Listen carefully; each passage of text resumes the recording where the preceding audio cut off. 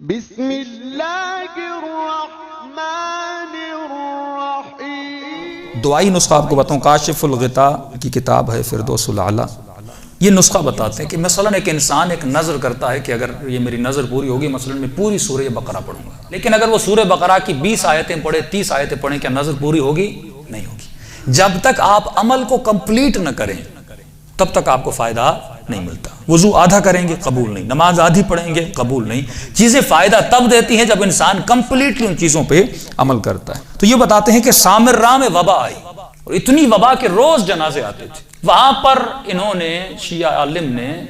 شیعوں کو ایک نسخہ دیا اور فرماتے اس نسخے پر عمل کرنے کے بعد غیر شیعوں کے جنازے تو آتے تھے پر شیعوں کے جنازے نہیں آتے تھے، یہاں تک کہ شیعہ مدارس کے طلباء ان کے نماز جنازہ پڑھانے جاتے، جنازے اتنے تھے ان کے اپنے مولوی کم پڑ گئے تھے کہ شیعہ علماء جاتے تھے۔ وہ نسخہ یہی تھا، زیارت عاشوراء کا نسخہ۔ لیکن جب پورا کرو گے، پورا نسخہ میں نے ان کتاب سے نکالا، فرماتے پورا نسخہ یہ ہے کہ ایک زیارت ہے مطلقہ مولا امیر المومنین کی، یہ چھٹی امام مولا امیر المومنین کی مطلقہ چھٹی دعا، یہ زیارت پڑھے، اس کے پڑھنے کے بعد 6 رکعت نماز پڑھے، 2 رکعت کر کے، اور یہ 6 رکعت نماز پڑھنے کے بعد پھر زیارت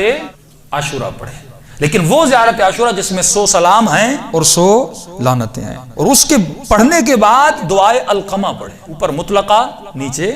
القمہ پڑھے۔ اور یہ تو افریقہ کے ایک مومن نے مجھے بتایا کہ مولانا میں وہ کسی جہاد پر بھی گئے تھے، میری روٹین تھی کہ میں زیارت عاشوراء اس کے بیک میں دعائے القمہ پڑھتا تھا۔ القمہ کیونکہ القمہ صحابی کا نام ہے اس سے مشہور ہو گئی، ورنہ پہلے اس دعا کا نام ہی یہی تھا کہ مکمل تھی یہ زیارت عاشوراء کی، یعنی لکھا جاتا تھا وہ دعا جو زیارت عاشوراء کے بعد پڑھی جاتی ہے، لیکن اکثر لوگ ہم نہیں پڑھتے، یعنی پہلے تو مطلقہ پڑھو گے، اس کے بعد 6 رکعت نماز پڑھو گے، اس کے بعد زیارت عاشوراء 100 سلام اور 100 لعنتوں کے ساتھ، اور اس کے بعد دعائے القمہ پڑھو گے، اور پھر سجدے میں جا کے 100 مرتبہ صلوات پڑھو گے۔ فرماتے ہیں علماء ایک اصطلاح استعمال کرتے ہیں، کہتے ہیں یہ دعائی ایٹم بم ہے، اتنا پاورفل ہے کہ انسان اگر کرے تو خدا اس کی حاجتوں کو قبول کرتا ہے۔ ایک مومن تھے،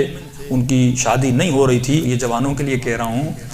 کہ انہوں نے 40 دن مسلسل یہ عمل کیا، اور عمل کرنے کے بعد 40ویں دن جب حرم میں گئے